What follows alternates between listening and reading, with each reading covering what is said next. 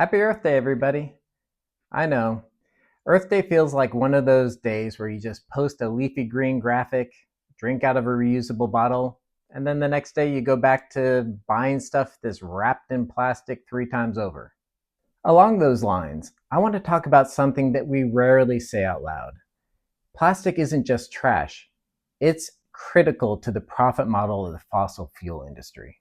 And if you're watching this around Earth Day 2026, you've probably seen the headlines that the war in Iran is rattling oil markets and the disruptions to the Strait of Hormuz is driving up the price of crude oil fast.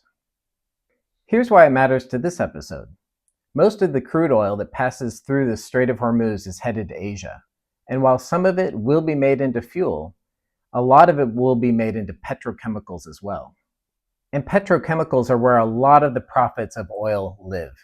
And petrochemicals are the building blocks of plastic. So yes, you'll probably be seeing higher prices at the pump for the foreseeable future.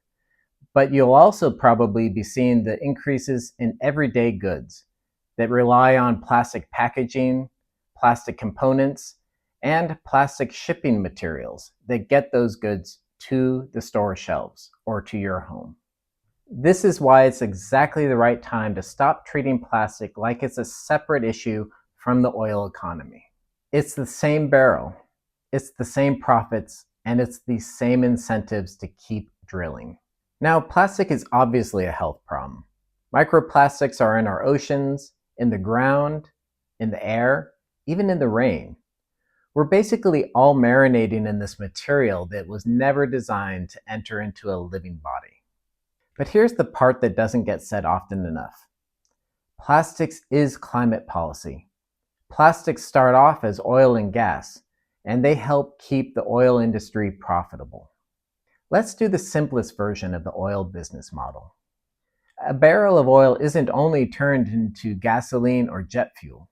It can also be turned into petrochemicals, the building blocks for plastics.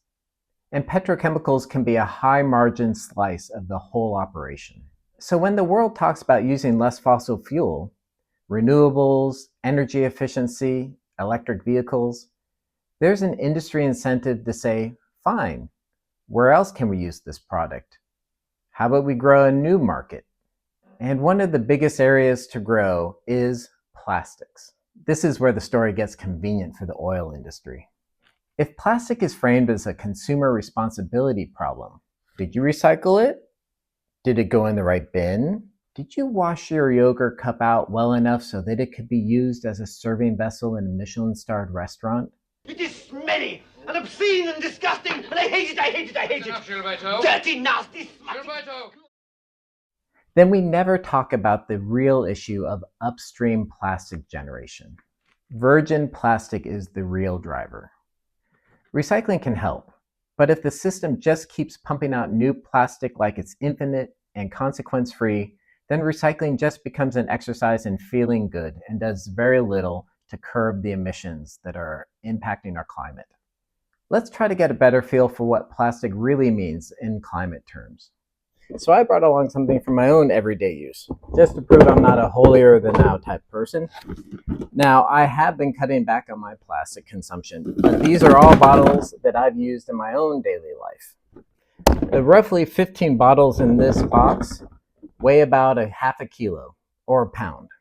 Now here's the part that most people don't picture. To make the plastic in just this bottle, you'd actually generate as much CO2 as this, and depending on emission factors, maybe as much as this. So 3 times the weight for this amount of plastic. Whoa, this is heavy. Never have truer words been said. And those emissions are all before you're talking about the actual filling, shipping, and chilling of those bottles. All the extra stuff. And think about all the other plastic things you use in a given week that aren't bottles.